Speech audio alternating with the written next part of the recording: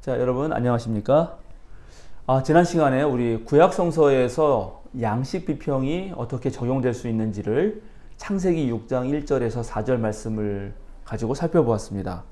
오늘은 신약 성경을 바로 살펴보려고 하는데요. 마가복음서 4장 1절에서 9절까지에 있는 말씀, 1절에서 9절까지에 있는 말씀입니다. 여기에는 예수님의 그 유명한 씨 뿌리는 사람의 비유가 담겨 있습니다. 여러분 다 잘 아시죠? 이건 교회 다니시는 분들은 아마 수도 없이 들었던 이야기일 거예요.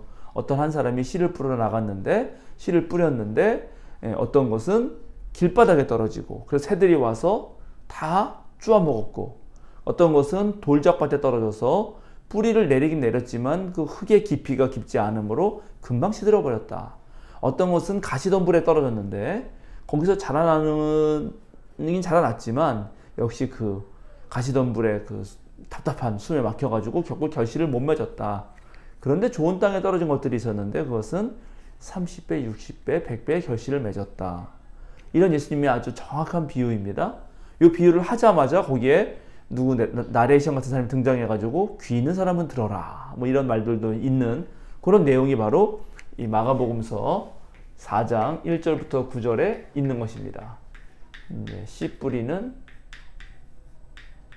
사람의 이야기. 자, 근데 여러분, 이 씨 뿌린 사람의 이야기의 주제가 뭘까요? 여러분이 그동안 들었던 이 본문을 가지고 들었던 목사님의 설교 말씀은 또 어떤 말씀들이 있습니까?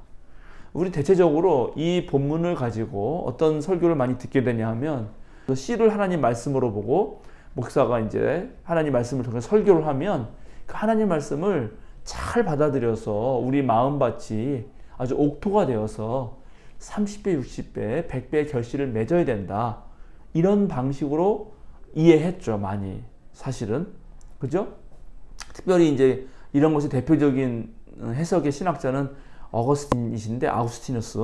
그분은 우리 마음이 만약에 길바닥이면 열심히 쟁기로 갈아엎고, 우리 마음이 돌짝밭이면 돌들을 골라내고, 우리 마음이 가시덤불이면 가시덤불들을 잘 뽑아주어서 김을 잘 매서 모두 여러분 옥토가 되어야 된다라고 설교했습니다. 실제로 그런 설교를 많이 들었습니다. 그런데 그런 설교를 하게 된 이유는 바로 이 마가복음서 4장에 13절부터 예수님이 이 비유를 설명하신다고 하시면서 그런 방식으로 해설을 해주시기 때문에 그래요. 그 부분을 제가 살짝 읽어보겠습니다. 이제 제자들이 묻거든요. 이 비유에 대해서 좀 알려주십시오 했더니 예수님이 어떻게 설명해 주냐면, 씨를 뿌리는 사람은 말씀을 뿌리는 것이다.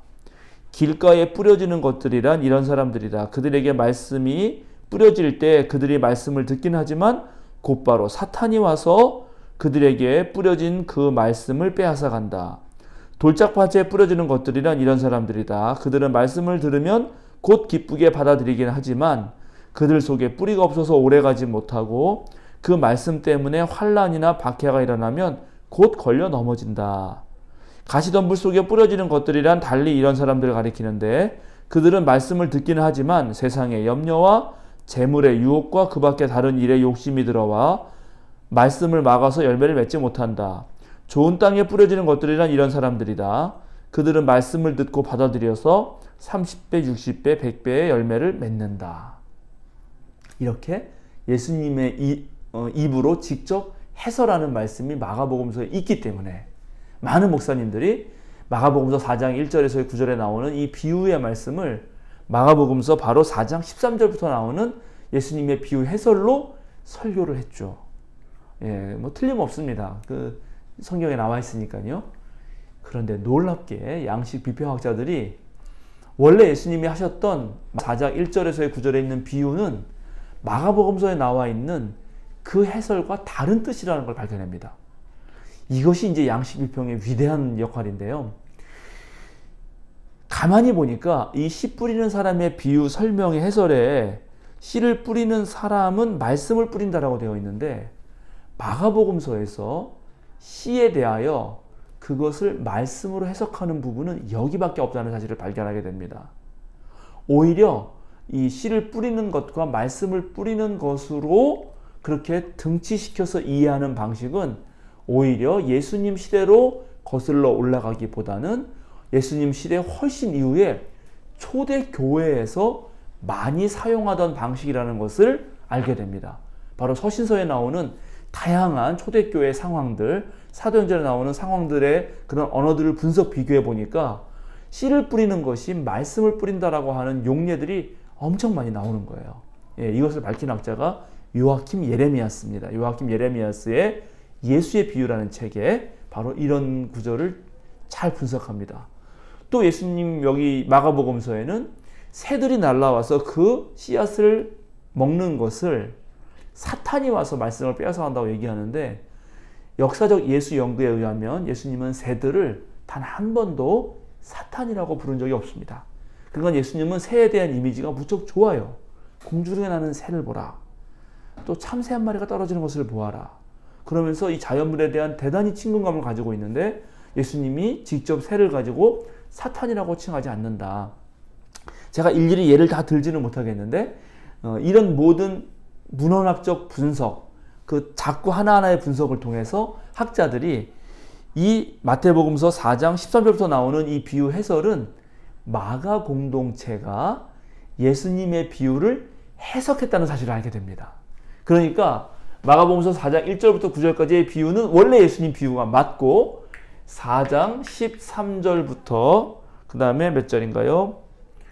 20절까지의 요게 이제 비유고 요게 해설인데, 바로 요 해설은 마가의 해설이라는 것을 알게 된 것입니다. 벌써 마가복음서가 쓰여질 당시는 예수님 돌아가시고 나서 40년이 지났기 때문에 40년이 흐르는 시간 동안 원래 마가복음서 4장 1절부터 9절에서 했던 이 알기 쉬운 비유의 말씀이 수수께끼처럼 되어버린 것이죠. 그래서 이 원래 비유가 발설됐을 때 맥락은 사라지고 이 말만 남았을 경우에 이것을 마가 공동체 상황에서 마가 공동체를 이끄는 지도자가 설교를 하면서 예수님의 권위를 빌어했기 때문에 예수님의 입을 통해서 이렇게 해설을 했던 것입니다. 그러면 자, 이 마가복음 4장 13절에서 20절의 핵심은 말씀을 잘 받아들이는 옥토가 되자. 이게 비유의 주제라는 거예요. 그죠? 그럼 예수님이 과연 이 씨 뿌리는 사람의 비유를 했을 때 그런 주제로 말씀하셨겠느냐 하는 질문이 생기죠. 그래서 이제 많은 학자들이 연구를 해보니까 원래 예수님이 이 비유를 할 때는 그게 아니었다는 것을 알게 됩니다. 예수님은 그 예수님 당시에 그 갈릴리 농부들의 삶을 매우 잘 알았습니다. 예수님도 아마 농사를 지었을 거라고 많은 역사적 예수 연구가들은 말을 하고 있습니다. 그러니까 어떻게 씨가 뿌려지고 또 농부가 씨를 뿌릴 때 어떤 마음이 드는지도 예수님은 잘 알고 있었습니다. 그러니까 많은 농부는 씨를 뿌릴 때 몇몇은 분명히 열매를 맺지 못하고 실패할 거라는 것을 알고 있습니다. 그러나 그럼에도 불구하고 농부의 마음은 그 실패하는 씨앗들에 있지 않고요, 바로 나중에 엄청 많이 수확이 되는 그 가을의 결실에 희망을 두고 씨를 뿌린다는 것입니다. 그러니까 원래 이 비유는 내가 뿌린 씨앗 중에 어떤 것은 길가에 떨어져서 새들이 쪼아먹게 되고 어떤 것은 돌짝밭에 떨어져서 뿌리만 내리고 곧 시들어버리고 어떤 것은 가시덤불에 떨어져서 열매를 맺지 못한다 하더라도 결국 내가 뿌린 씨앗은 나중에 엄청 많은 결실을 맺게 될 것이다.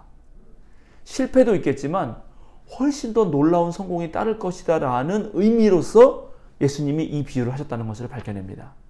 그러면 이 비유의 주제는 무엇인가? 예수님이 원래 했던 비유는 바로 예수님이 시작하신 하나님 나라 운동, 그 운동의 결과가 엄청나게 성공할 것이다 라는 것을 말씀해 주셨다는 것입니다. 그러니까 예수님이 열심히 하나님 나라 운동을 했는데 사실은 그게 처음부터 성공한 게 아니고요. 바리새파라든가 율법학자들이라든가 또 예루살렘으로부터 온 파견되어 온 사람들이라든가 장로들이라든가 심지어 자기 가족이라든가 동네 사람들에게조차 반대 의견에 부딪힙니다. 그런 저항에 부딪히죠. 그럼 예수님을 따랐던 무리들이 그런 저항을 보면서 하나님 나라 운동에 대해서 이제 기대했던 것이 점점 사그라들고 거기서 이탈하게 되는, 예수님이 하나님 나라 운동에서 이탈하게 되는 현상이 벌어지죠. 그리고 바로 그런 사람들에게 예수님은 희망의 말씀으로 아니다, 하나님 나라 운동을 열심히 하자. 내가 시작한 이 하나님 나라 운동은 지금은 작은 실패가 있을지 모르지만 결국은 놀라운 수확을 하게 될 것이다 라고 했던 격려의 말씀이었던 것을 알게 됩니다. 그래서 양식 비평을 통해서 바로 마가복음서 4장 1절에서 9절에 나오는 비유는 삶의 자리가 예수님의 자리라는 거.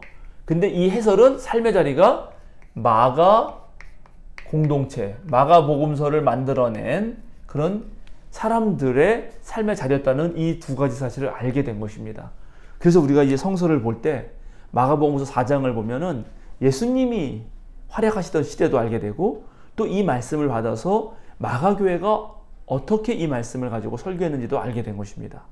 이것이야말로 양식 비평의 정말 또한 위대한 지점이었고요.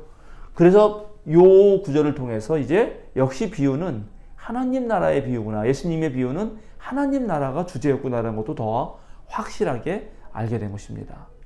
자, 이렇게 이제 양식 비평이 모든 역사 비평의 기초로서 어떤 역할을 하고 또 어떻게 진행되어 왔는지 이제 말씀드렸습니다.